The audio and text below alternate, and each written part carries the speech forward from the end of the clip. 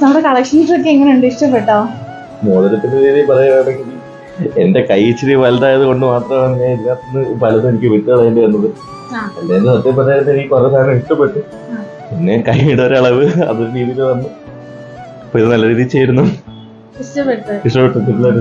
കുറെ ഐറ്റംസ് നമ്മുടെ വാങ്ങിച്ചിട്ടുണ്ടായിരുന്നു കേട്ടോ. കൊലുസ് വീട്ടിൽ നിന്ന് എല്ലാവരും വന്ന് വാങ്ങിച്ചിട്ടുണ്ടായിരുന്നു. കൊലുസ് വാങ്ങിച്ചു, മാല വാങ്ങിച്ചു, മോതിരം വാങ്ങിച്ചു. അങ്ങനെ ഇന്നലെ ആയിരുന്നു വന്നിരുന്നത്. അപ്പൊ ഇന്ന് ആണ്ട് ബ്രദറിനെയും കൊണ്ട് വന്നതാണ്.